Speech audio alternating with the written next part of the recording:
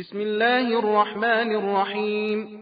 ولقد تركناها آية فهل من مدكر فكيف كان عذابي ونذر. ولقد يسرنا القرآن للذكر فهل من مدكر. كذبت عاد فكيف كان عذابي ونذر. إنا أرسلنا عليهم ريحا صرصرا في يوم نحس مستمر تنزع الناس كأنهم أعجاز نخل منقعر فكيف كان عذابي ونذر.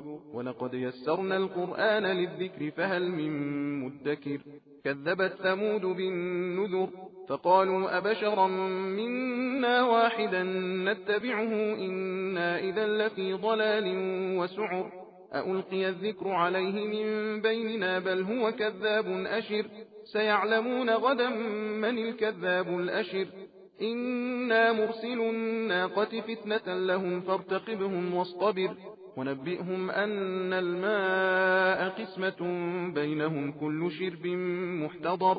فنادوا صاحبهم فتعاطى فعقر فكيف كان عذابي ونذر. إنا أرسلنا عليهم صيحة واحدة فكانوا كهشيم المحتضر. ولقد يسرنا القرآن للذكر فهل من مدكر. كذبت قوم لوط بالنذر إنا أرسلنا عليهم حاصبا إلا آل لوط نجيناهم بسحر نعمة من عندنا كذلك نجزي من شكر. ولقد أنذرهم بطشتنا فتماروا بالنذر. ولقد راودوه عن ضيفه فطمسنا أعينهم فذوقوا عذابي ونذر. ولقد صبحهم بكرة عذاب مستقر فذوقوا عذابي ونذر. ولقد يسرنا القرآن للذكر فهل من مدكر. ولقد جاء آل فرعون النذر كذبوا بآياتنا كلها فأخذناهم أخذ عزيز مقتدر. أكفاركم خير من أولئكم أم لكم براءة في الزبر. أم يقولون نحن جميع منتصر. سيهزم الجمع ويولون الدبر. بل الساعة موعدهم والساعة أدهى وأمر.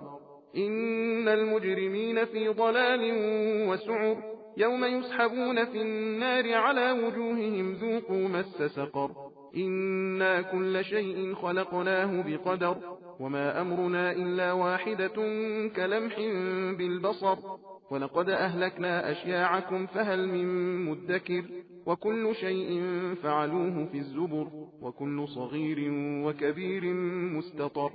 إن المتقين في جنات ونهر في مقعد صدق عند مليك مقتدر. सबील कुरान हिदायत का रास्ता।